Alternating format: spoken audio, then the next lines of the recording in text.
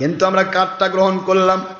একটু বোঝার চেষ্টা করুন, পহেলা বৈশাখ পালন করা কি নবীর কাজ, সাহাবীর কাজ, তাবেঈর কাজ, ওলিয়া উলিয়ার কাজ?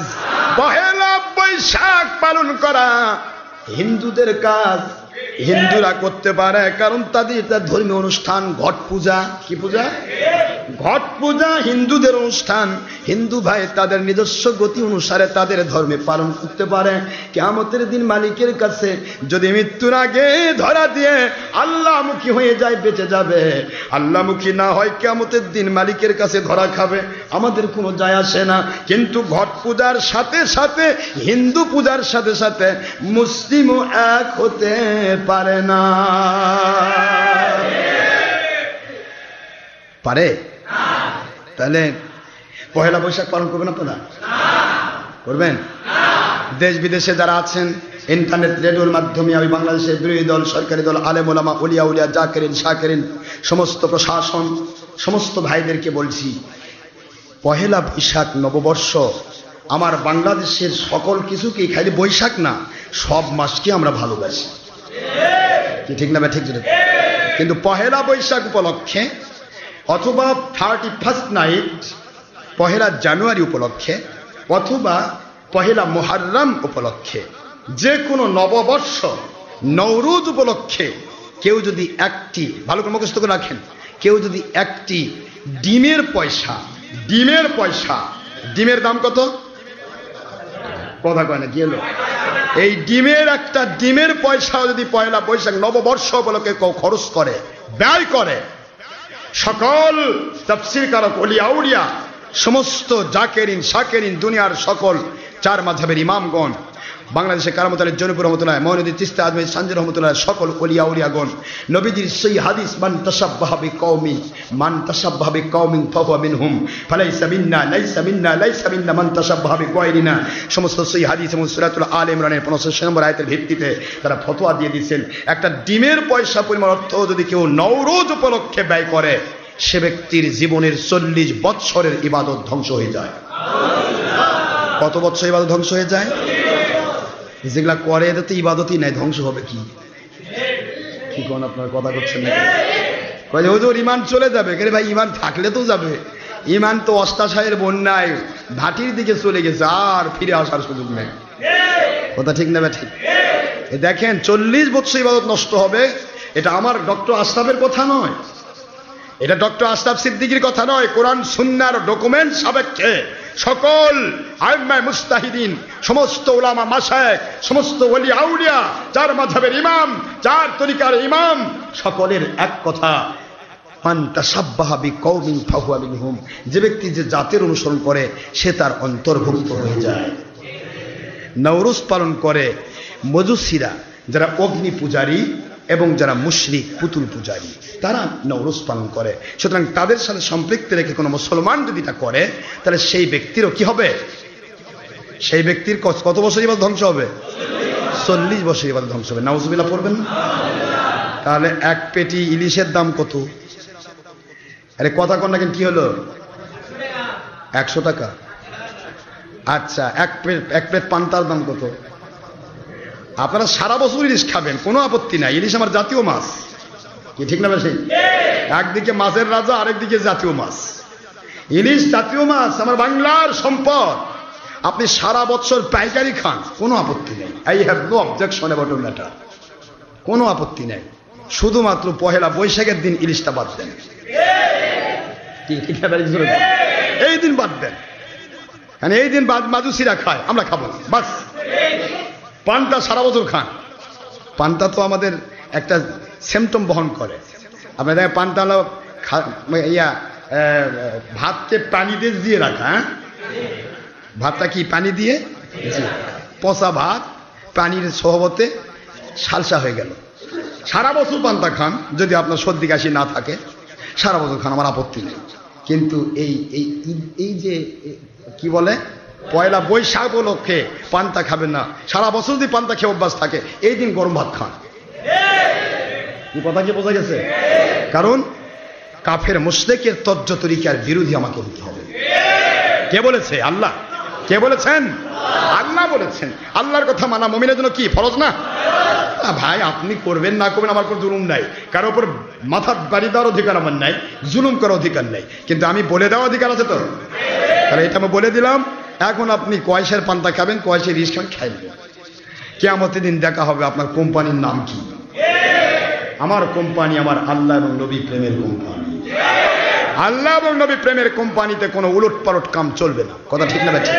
আমরা সবাই দেশকে ভালোবাসি, এদেশের সন্তান আমরা, এদেশের সকল সব কিছুকে ভালোবাসি, কিন্তু ভালোবাসার অর্থ এই নয় কাফের মুশরিকের তর্জ তরিকার সাথে মিলে যাব, এটা হতে পারে না। কথা ঠিক না? আমাকে কাফের মুশরিকের তর্জ তরিকা বাদ দিতে হবে, এটা মুসলিম হিসেবে আল্লাহর পক্ষ থেকে এটা দাবি। যারা বলুন সুবহানাল্লাহ। আল্লাহ দাবি করেছেন, নবীজি দাবি করেছেন, মান তাশাব্বাহা বিকওমিন ফাহুয়া মিনহুম, যে যে জাতের অনুসরণ করে সে সে জাতের অন্তর্ভুক্ত হয়ে যায়। তাহলে আমি যদি মজুসিদের অনুসরণ করি তাহলে আমরা কি মজুসিদের অন্তর্ভুক্ত হব না? এ কথা বলতে গিয়ে আমি বারবার আপনাদেরকে একটা কথা শোনাই, সেটা হলো একটা ছোট্ট একটা ঘটনা, হিন্দুস্তানের একটা আল্লাহর ওলির ঘটনা। বলবো বলবো ভয়ের কারণ নাই, সময় নামাজের আবার পার হয়ে যাচ্ছে না, কিন্তু মনে মনে ভাববেন দেখো নামাজের সময় পার হয়ে গেল। আসরের নামাজের আজানের পূর্ব মুহূর্ত পর্যন্ত নামাজের রক্ত, তার মাঝখানের রক্ত, আসরের আজানের পূর্ব মুহূর্ত আর জোহরের এই 12:15 পর থেকে এই মাঝখানের রক্ত হচ্ছে উত্তম রক্ত। উত্তম রক্তে নামাজ পড়া খয়রুল উমুরি আওসাতুহা, আল্লাহর হাবিব বলেন সকল কিছুর মধ্যম পন্থায় উত্তম পন্থা।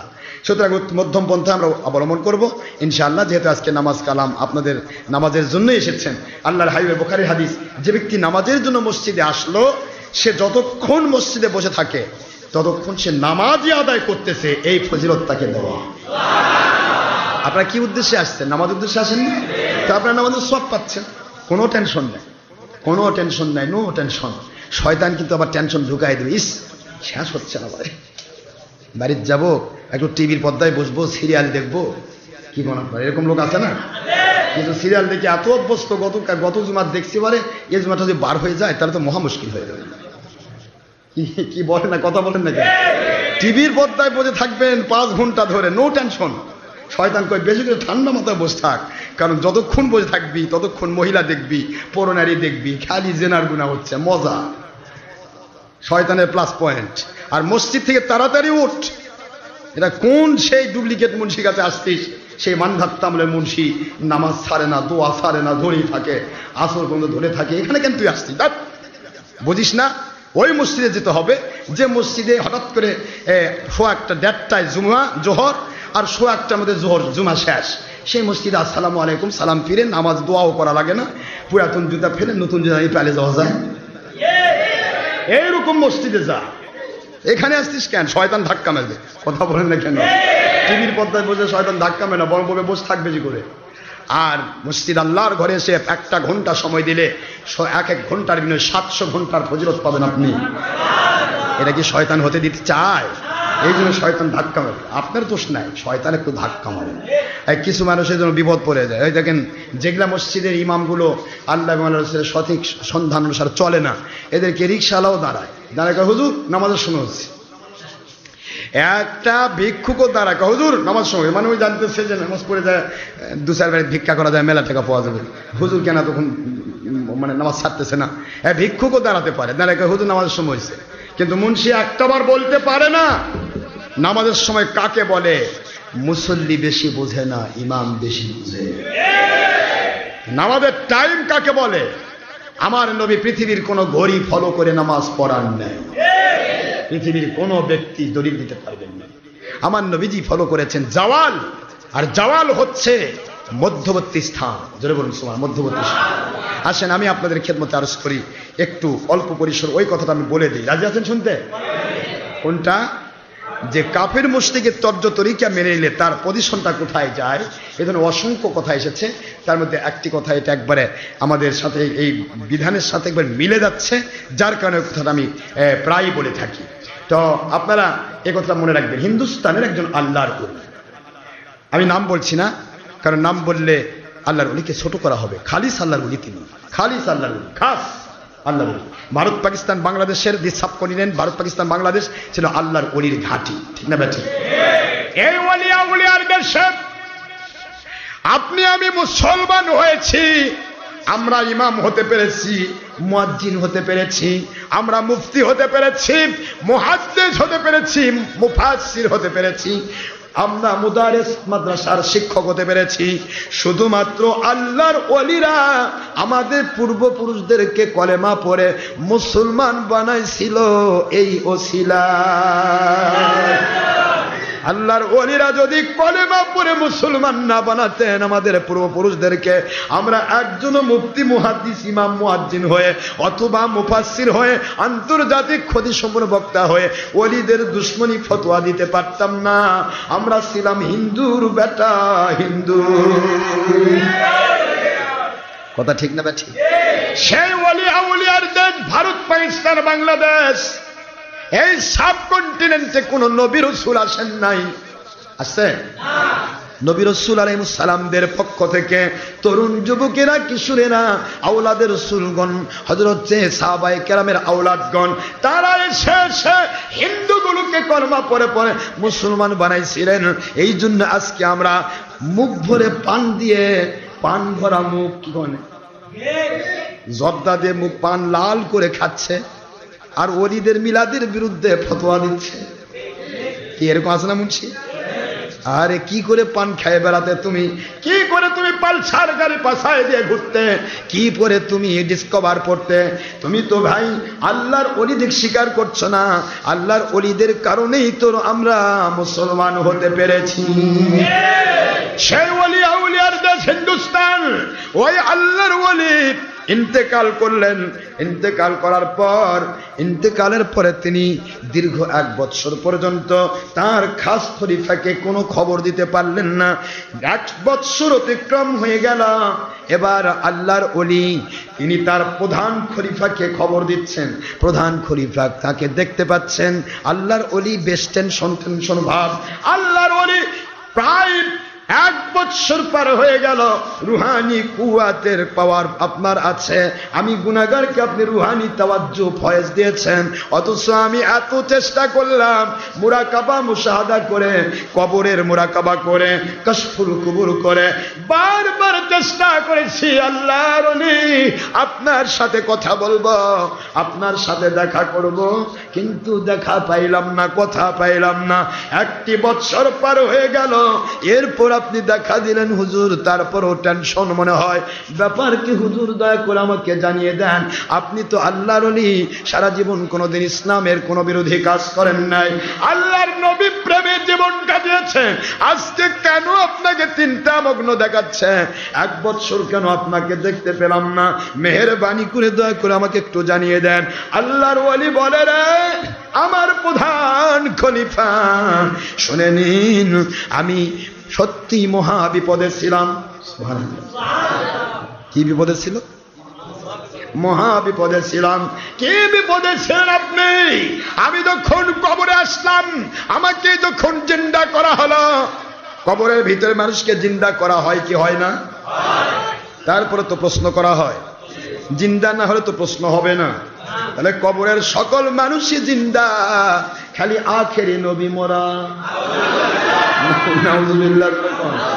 ও মুসলমানের সন্তান, বোঝার চেষ্টা করবেন হায়াতুন নবী কেন বলা হয়। দুনিয়াতে আমার নবী দুনিয়ার ক্ষণস্থায়ী জগতে তিনি হায়াত প্রাপ্ত ছিলেন। ক্ষণস্থায়ী জগৎ থেকে যখন transfer from temporary area to permanent area, এবার পার্মানেন্ট এরিয়ার মধ্যে আখিরাতের বরজক জগতে হুজুর যখন চলে গেলেন, এবার তিনি অনাদিকালের জন্য জিন্দা। ঠিক না ব্যাঠি? জিন্দা নবী, এই কথা বোঝানো হয়। আল্লাহর ওলি বলেন, আমাকে জিন্দা করা হলো। জিন্দা হওয়ার পর আওয়াজ আসতেছে উপর থেকে, আমার মালিকের পক্ষ থেকে, রে ফেরেশতারা, কি ব্যাপার? এই মানুষটা তো হিন্দুদের শ্মশানে থাকার কথা ছিল, এ কেন কবরে আসছে? নাউযুবিল্লাহ। এ তো শ্মশানে থাকার কথা ছিল, এ কেন কবরস্থানে আসলো? কারণ আমরা অনেক মানুষ আছি, নয় মুসলমান, ইসলামও ভালো মানি না, আবার হিন্দুও নয়, দুদিল বান্দা, কলমা চোর, নপায় শ্মশান, নপায় গোর। হ্যাঁ, কিন্তু হিন্দু হলে শ্মশান, মুসলিম হলে কবরস্থান, মাঝখানে তো থাকার জায়গা নেই। আছে? আল্লাহর বান্দা বলেন, আমার আল্লাহর পক্ষ থেকে আওয়াজ হচ্ছে, এই লোকটা তো শ্মশানে থাকার কথা ছিল, সে কেন কবরে আসলো? সঙ্গে সঙ্গে আমি বুঝতে পেরে আমি আমার চোখের পানি ছেড়ে দিলাম, মালিকের কুদরতের দিকে মুতাওয়াজ্জহ হয়ে বললাম, আয় আমার মালিক, আয় আমার খলিক, আয় আমার রব, জীবন ভর আপনার জন্য, আপনার নবীজির মহব্বতে আমার জীবনটা কেটে দিয়েছি। কোনোদিন তো আমি একটি জায়গায় আপনার হুকুমের একটা জায়গায় কোনো রকমের কম বেশি করি নাই। আল্লাহ, কি ব্যাপার, আজকে কেন আমাকে শ্মশানে যেতে হবে? কেন আমি কবরের যোগ্য হতে পারবো না? আয় আমার মালিক, দয়া করে ইহসান করে আমার ভুলটা ধরে দেন, আমি তো ভুল বুঝতে পারি নাই। আমার মালিক বলে, রে আমার ওলি দাবিদার, তুমি কি বুঝতে পারো নাই? আমার কোরআনের বাণী শোনো নাই? ওয়ামান ইয়াবতাগি গায়রাল ইসলামি দীনান ফালান ইউকবালা মিনহু ওয়া হুয়া ফিল আখিরাতি মিনাল খাসিরিন। তুমি কি বুঝতে পারো নাই? আল্লাহর জমিনে কাফির মুশরিকের তর্জ তরিকা যারা মানে, তাদেরকে আল্লাহ কবুল করেন না। তারা কবরের থেকে জান্নাত পর্যন্ত কোনো জায়গাতে স্থান পাবে না, ওরা ক্ষতিগ্রস্ত হয়ে যাবে। তুমি কি এটা পড়ো নাই? তুমি কি আমার আখেরি নবীর হাদিস পড়ো নাই? লাইসা মিন্না লাইসা মিন্না লাইসা মিন্না মান তাশাব্বাহা বিগায়রিনা।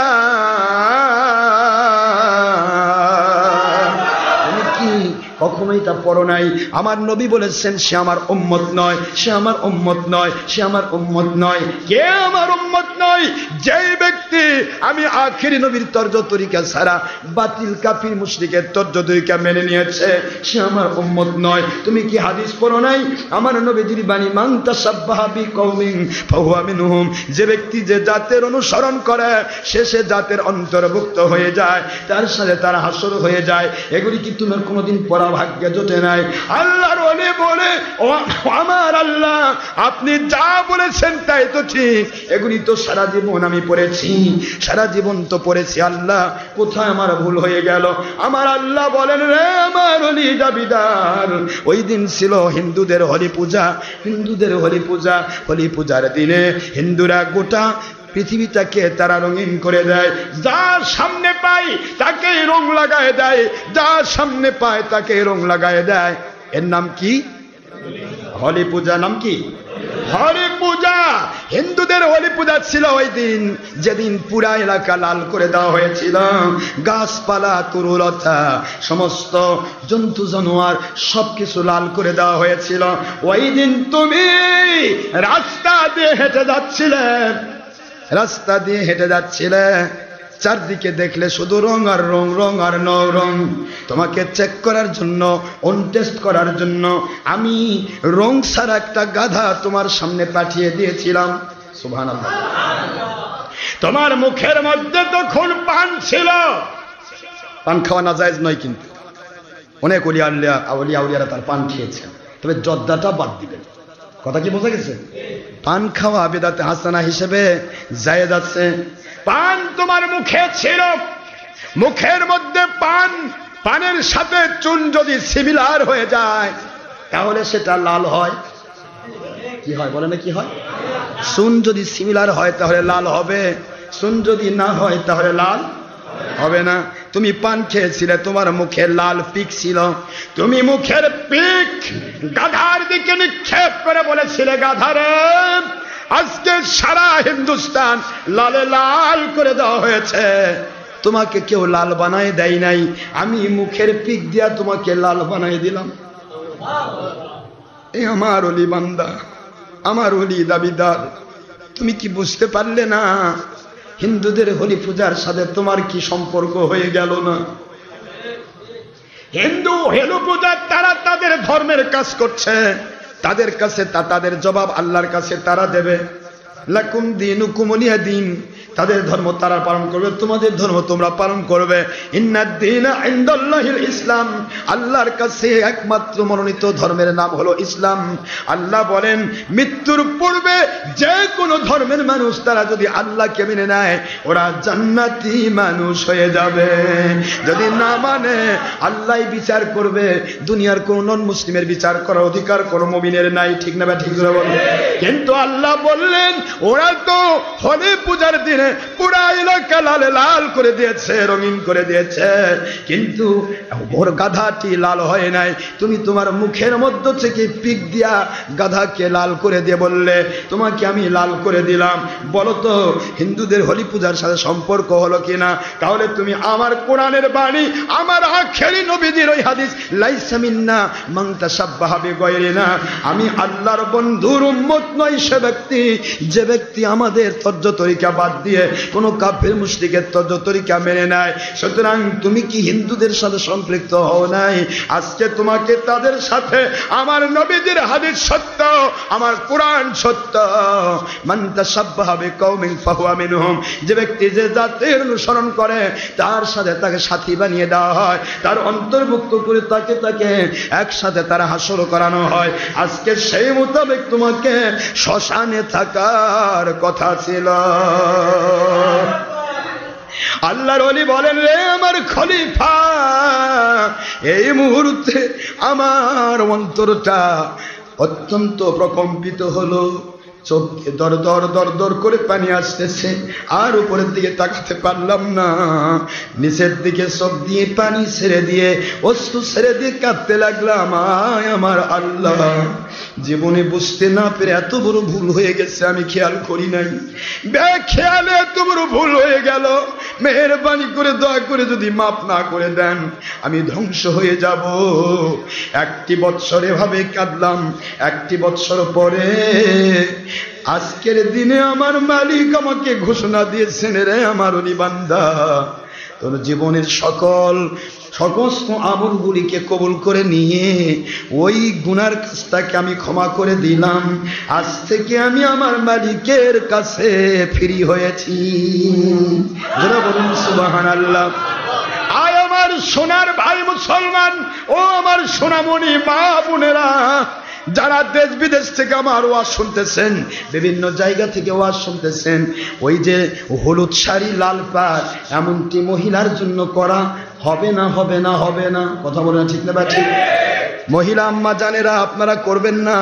পুরুষেরা যারা আছেন মেহেরবানি করে একটি দিনের জন্য পান্তা ভাত আর পচা ইলিশ মাছ বাদ দিয়ে দেন, আপনি আল্লাহ পাকের কাছে জিহাদের সওয়াব পেয়ে যাবেন।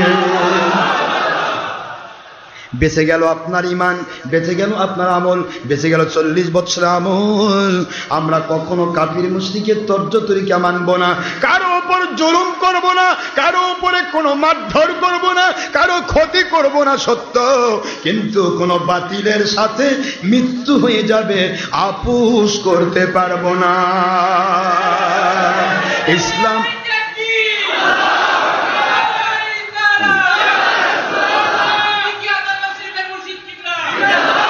ইসলাম জিন্দা होता है हर কারবালা কি বাত। যদি আমার হুসাইন রাদিয়াল্লাহু বাতিলের সাথে আপোষ করতেন সেই দিন ইসলাম মৃত হয়ে যেত। হুসাইন রাদিয়াল্লাহু নিজের জীবন দিয়ে দিয়েছেন, কিন্তু তিনি কখনো বাতিলের সাথে ইয়াজিদ বাহিনীর সাথে আপোষ করেন না। করেছেন? হ্যাঁ, নিজেদের তো নামাজ পড়তো, রোজা রাখতো, হালদা হাব্বা দুব্বা পড়তো, ধর্মের লেভেলধারী ছিল, কিন্তু এজিদের সাথে সম্পর্ক রাখেননি ইমাম হুসাইন। তাই যদি হয় আমার জান চলে যাবে, জীবন চলে যাবে, আমরা মৃত্যু পর্যন্ত কোনো বাতিল 72 ফিরকা ধর্মের লেভেলধারী বেঈমানদের সাথে আপোষ করবো না। ঠিক না? ঠিক এখন মহান আল্লাহ আমাদের সবাইকে সত্য ইসলাম বোঝার তৌফিক দিন, আমিন। বাংলাদেশের সবাইকে বোঝার তৌফিক দিন, ধীরস্থির ভাবে সকল প্রকার কাফির মুশরিকের তর্জ তরিকা বাদ দেওয়ার তৌফিক দিন, সবাই আমিন। আল্লাহ এই কথাই বুঝেন, ওয়ামাইয়াবতাগি গায়রাল, বলেন ওয়ামাইয়াবতাগি গায়রাল ইসলামি দীনা فلن يقبل منه وهو في الآخرة من الخاسرين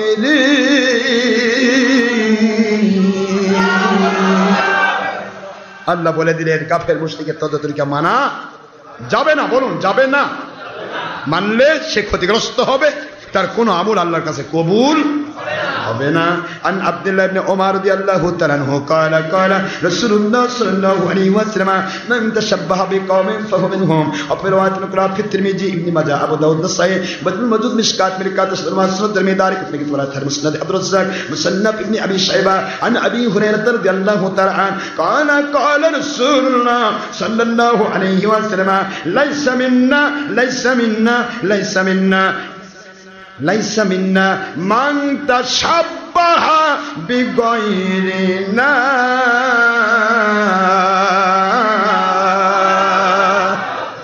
সহিহ হাদিস শরীফ দিয়ে আল্লাহ প্রমাণ করে দিলেন, কোরআনের বাণী দিয়ে সূরাতুল আলে ইমরানের 85 নম্বর আয়াতে আল্লাহ প্রমাণ করে দিলেন, তিরমিজি আবু দাউদ মুসলিম মিশকাত মিরকাত প্রায় 50টি হাদিস দিয়ে আল্লাহর হাবিব প্রমাণ করে দিলেন কাফের মুশরিক বেদিন বদ্দিনদের তরিকা মানা যাবে না।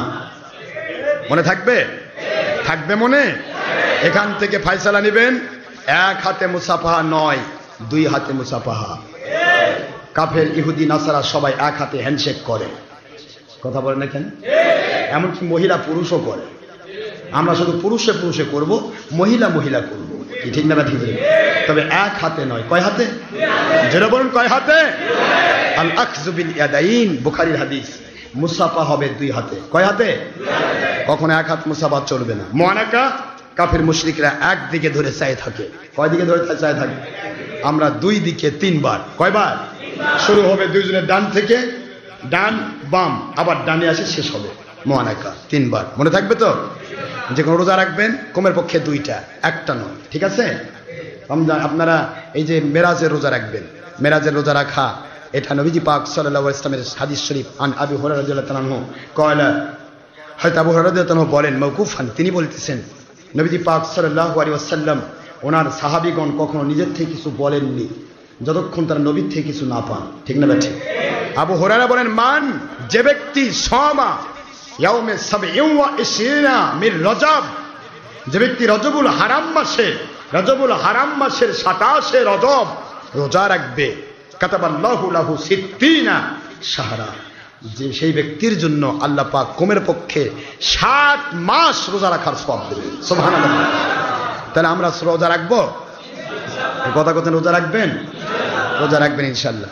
আগামী কালকে 26 তারিখ দিনগত রাত, 27 তারিখ, 27-এর রোজা রাখবেন। এর সাথে 27 তারিখ রবিবার, 28 তারিখ সোমবার, দুটা হয়ে গেল। সাপ্তাহিক রোজাও হয়ে গেল, কি সাপ্তাহিক সোমবার রোজাও হয়ে গেল, কি বোঝা গেছে? হুজুর নিজের মিলাদ নিজে করেছেন। আমি আমার জন্মদিনে রোজা রাখি, তোমরা রোজা রাখো। যেরকম সুবহানাল্লাহ পরিত্তু হুজুর সহিহ হাদিস, এই দিন আমি জন্ম নিয়েছি, পৃথিবীতে এসেছি, সুতরাং এই দিন আমি রোজা রাখি, তোমরা রোজা রাখো। যেরকম সুবহানাল্লাহ। সুতরাং এই দিন হুজুর পাক সাল্লাল্লাহু আলাইহি ওয়াসাল্লামের জন্মদিনে মিলাদ শরীফের পক্ষে রোজা, সোমবার দিন রোজা, সাপ্তাহিক রোজা। যদি কেউ সপ্তাহে 1টি রোজা রাখে সারা বছর রোজা রাখার সওয়াব পায়। সপ্তাহে 2টি রোজা রাখে 2 বছর রোজা রাখার সওয়াব পায়। মাসে 3টি রোজা আয় বেশ 13, 14, 15 রাখে, সে ব্যক্তি গোটা বছর রোজা রাখার সওয়াব পায়। সুবহানাল্লাহ জোরে বলুন। এগুলি মনে রাখতে হবে। যারা বলে যে রজব মাসে রোজা রাখা হারাম, নাউজুবিল্লাহ, আমি তাদের পায়ে হাত দিয়ে বলবো আপনারা হাদিস খুলে দেখেননি, আপনারা শুধু দলের স্বার্থে চলেন। আমার একটি হাদিসের কথা আমাকে বলতেই হবে, সেটা হলো খুতবাতুল হাকামের ভিতরে এই হাদিসগুলো সবই তুলছে আশরাফ আলী থানভী। তারপরে ওখানে একটা ফাও কথা তুলেছে। সে ফাও কথা হলো হযরত ওমর রাদিয়াল্লাহু আনহু নাকি, ওমর রাদিয়াল্লাহু আনহু নাকি খরাসা থেকে বর্ণনা করছে, হযরত ওমর রাদিয়াল্লাহু আনহু নাকি রজব মাসে কেউ রোজা রাখলে তার নাকি হাতে বেড়াতে থাকতেন। হযরত ওমর নাকি হাতে বেড়াতে থাকতেন, যতক্ষণ পর্যন্ত রোজা না ভাঙছে ততক্ষণ তিনি বেড়াতেই থাকতেন। ওমর বোধ অত্যাচারী ছিল না, মানুষকে আমল করা থেকে দূরে সরে দিত। এই ধরনের মিথ্যা কথা এই সমস্ত খারেজিদের গডফাদারদের হাদিসে আছে। নাউজুবিল্লাহ জোরে কর। এই জন্য আমি আপনাদের ক্ষেত্রে বলবো, ওমর রাদিয়াল্লাহু আনহু তিনি নিজে নফল ইবাদতে পাগলের মতো ইবাদত করতেন। কয়টা ঘটনা নেবেন? কয়টা ঘটনা নেবেন আপনি? ওমর রাদিয়াল্লাহু আনহু রোজা রাখতে নিষেধ করতেছেন রজব মাসে, তা আবার লিখেছি কি রজব মাসে। রজব মাসে রোজা শুধুমাত্র এই যদি বলা হতো যে শুধুমাত্র এই রজবুল হারামের এই মেরাজ উপলক্ষে যে রোজা রাখছে সেটা ভাঙে দেওয়ার জন্য তিনি জুলুম করতেন, তবুও তো টিকবে না। সাহাবায়ে কেরাম তো নফল ইবাদতে তারা সবসময় নফল ইবাদতে পাগলের মতো ইবাদত করতেন, ঠিক না ঠিক? তারপরেও এটা তা লেখা হয়নি, বলা হয়েছে রজব মাসে রোজাদারকে নাকি ওমর তো মারতেন, আঘাত করতেন রোজা ভাঙ্গা পর্যন্ত।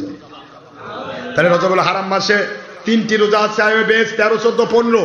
এ রোজা কি নিষিদ্ধ রজব মাসে? আমার নবী সেই হাদিস দিয়ে প্রমাণিত না রজবুল আইবে বেশ। তারপরে সোমবার বৃহস্পতিবার হুজুর রোজা রাখতেন বা সাপ্তাহিক। রজব মাসে কি সোমবার বৃহস্পতিবার আছে না নাই? তাহলে রজব মাসে রোজা রাখলে ওমর হাতে বাড়িতে ভাঙ্গে ফালাতেন রোজা, এই কথাটা ডাহা মিথ্যা। ওমর রাদিয়াল্লাহু তাআলার উপর মিথ্যা অপবাদ। ওমর রাদিয়াল্লাহু তাআলা এমনটি করেননি, এর কোনো দলিল নেই, এর কোনো রকমের সনদ নেই। ওমর রাদিয়াল্লাহু তাআলা বরং তিনি নিজে এত বেশি ওই নফল ইবাদত করতেন। ভালো করে খেয়াল করেন, একটি ঘটনার মধ্যে আমি আপনাদের সব বুঝে দিতে চাই। রাসূল পাক সাল্লাল্লাহু আলাইহি সাল্লাম ওনার সাথে আপনার ফজর নামাজে প্রথমে অ্যাটেন্ডেন্স দেওয়া, এটা কি ফরজ? ফজর নামাজ পড়া ফরজ। কথা বলে যাবে কি ফরজ? ফজর নামাজ পড়া কি ফরজ, কিন্তু প্রথমে নবীর কাছে যা এক হওয়া, এটা কি ফরজ? যে কেউ এক হতে পারে, প্রথমে জামাতের সাথে হুজুরের সাথে নামাজ পড়লো, ফরজ আদায় হয়ে গেল। কিন্তু ওমর রাদিয়াল্লাহু তাআলা নবীজির সাথে ফজর নামাজে ফার্স্টে অ্যাটেন্ডেন্স দেওয়ার জন্য এটা নফল ইবাদত। কি ইবাদত বলুন? এটা নফল ইবাদত, ফার্স্টে অ্যাটেন্ডেন্স দিবেন। ফার্স্টে অ্যাটেন্ডেন্স, যেমন আপনারা জুমাতে এসেছেন, জুমার হাদিস এসেছে, অনেকে একদিন আমার প্রশ্ন করলো যে হুজুর সর্বপ্রথম যে ব্যক্তি জুমাতে ঢোকে, মসজিদে ঢোকে, সে নাকি উট কুরবানির সওয়াব পায়, তারপরে যে ঢোকে সে গরু কুরবানির সওয়াব পায়, তারপরে যে ঢোকে সে বকরি কুরবানির সওয়াব পায়, ছাগল, তারপরে যে ঢোকে সে মুরগি মানে আল্লাহ রাস্তায় দান করার সওয়াব পায়, তারপরে যে ঢোকে সে ডিম দান করার সওয়াব পায়, তারপরে যে ঢোকে আর সওয়াব পায় না। এই কথাটা হাদিস শরীফ, কিন্তু সওয়াব পায় না নয়, সওয়াব হলো এটা উপরিক্ত সওয়াব, উপরের, বোঝেন না? নামাজ যেটা পড়বে নামাজের সওয়াব আলাদা। কথা কি বোঝা গেছে? এখানে ব্যাখ্যা করতে হবে নামাজের সওয়াব কি। আমি যদি কয় আরো সওয়াব পায় না, তাহলে তো এই নামাজ পড়ার দাম নেই। সওয়াব পায় না মানে কি? অতিরিক্ত যে সওয়াবটা, কথা বুঝতেছেন নাকি আপনারা? অতিরিক্ত যে সওয়াবটা সেইটা সে বঞ্চিত হয়ে গেল। ফার্স্টে যে ঢোকে সে ব্যক্তি কি সওয়াব পায়? আরে কথা কয় নাকি? কি হলো এখন? ফার্স্টে তো প্রথমে মুয়াজ্জিন সাহেব ঢোকে, মুয়াজ্জিন সাহেব খাদেম, তার আগে তো মসজিদে ঢুকতে পারে না, তাহলে প্রথম উঠের সওয়াব তো খাদেম আর মুয়াজ্জিন নিয়ে নিছে। আরে কথা কন না কেন জোরে? কি বুঝলেন আপনারা বলেন তো দেখি, এখানে কি বুঝবেন? ব্যাখ্যা করতে হবে মুসলমান। এক কথায় প্রথমে ফার্স্টে যদি 1000 মুসল্লিও ঢোকে, 1000 মুসল্লি উট কুরবানির সওয়াব পাবে। সেকেন্ড টাপে যদি 1000 মুসল্লিও ঢোকে, 1000 মুসল্লি উট কুরবানির সওয়াব পাবে। থার্ড স্টেপে যে 1000 লোক যদি ঢোকে, 1000 লোকই ছাগল কুরবানির সওয়াব পাবে। ফোর্থ স্টেপে যদি 1000 লোকও ঢোকে, এই 1000 লোকই মুরগি আল্লাহ রাস্তায় দান করার সওয়াব পাবে। এবং ফিফথ স্টেপে, পঞ্চম স্টেপে গিয়ে 1000 মুসল্লিও যদি ঢোকে, 1000 মুসল্লি ডিম কুরবানির সওয়াব পাবে। এর পরবর্তী যে মুসল্লিগুলি ঢুকবে তারা শুধু নামাজ এবং অন্যান্য আমলের, এই যে ওয়াজ শোনা, নামাজ, এটা ওটা যা যা আমল আছে, সময় ব্যয় করা, 1 ঘন্টায় 700 ঘন্টার সওয়াব, এগুলা সব পাবে। খেলে ওই ফার্স্টের ওই উপরের যে সওয়াবটা অতিরিক্ত আল্লাহ দিতেন, এইটাতে সে পাইল না। কথা কি বোঝা গেছে? এগুলি ব্যাখ্যা করতে হবে, আল্লাহ বোঝার তৌফিক দান করুন। তো হযরত ওমর রাদিয়াল্লাহু আনহু সহ সকল সাহাবী তারা নফল ইবাদতে অত্যন্ত বেশি তারা আগ্রহী ছিলেন। একদিন ওমর রাদিয়াল্লাহু আনহু চিন্তা করলেন, আজকে আমার আখির নবীর সাথে প্রথমে আমি ফজর নামাজে অ্যাটেন্ডেন্স দিব, সর্বপ্রথম। কিন্তু উনি কোনোদিন পারেন না। সর্বপ্রথম হযরত আবু বকর রাদিয়াল্লাহু আনহু অ্যাটেন্ডেন্স দিলেন। যখনই ফজর নামাজে ফার্স্টে যান, দেখেন আবু বকর আমার নবীর পাশে বসে আছে। আবু বকরের সাথে কম্পিটিশন করতেছেন, কি ফরজের না নফলের? কথা বলবেন না ভাই, কথা বলছেন, ফরজ না নফল? নফলের কম্পিটিশন হচ্ছে আবু বকরের সাথে। সিদ্দিক আকবর বসে আছে। হযরত ওমর ভাবলেন, আজকে পারলাম না, ইনশাআল্লাহ আগামীকালকে আমি সর্বপ্রথম বাড়িতে যাব, এশা নামাজ পড়ে খাওয়া দাওয়া করব, খাওয়া দাওয়া কমপ্লিট করে আমি একটু বিশ্রাম করে তাহাজ্জুদ নামাজ পড়ে আমি চলে আসবো ফার্স্ট স্টেপে, আমার নবীর সাথে একত্রিত হবো মসজিদ নববীতে। সেই দিন তিনি ফার্স্ট স্টেপে আসলেন, এসে দেখেন হযরত আবু বকর বসে আছেন। ওমর রাদিয়াল্লাহু আনহু ভাবলেন, পারলাম না, হেরে গেলাম। ফরজ না নফল? এটা নফল, পারলাম না। এরপরে তিনি নিয়ত করলেন বাড়িতে যাব, এশা নামাজ আদায় করে বাড়িতে যাব, খাওয়া দাওয়া কমপ্লিট করব, এরপরে আমি মসজিদে চলে আসব, বাড়িতে থাকবো, খাওয়া দাওয়া কমপ্লিট করে মসজিদে আসবো। হযরত ওমর রাদিয়াল্লাহু আনহু এবার বাড়িতে গেলেন, খাওয়া দাওয়া কমপ্লিট করলেন, চলে আসলেন মসজিদে। এসে দেখেন আবু বকর আমার নবীর সাথে বসে আছেন। তার মানে আমার আল্লাহ পাক বোঝাচ্ছেন আবু বকর স্টেপে কেউ উঠতে পারবে না। আল্লাহু আকবার বলেন।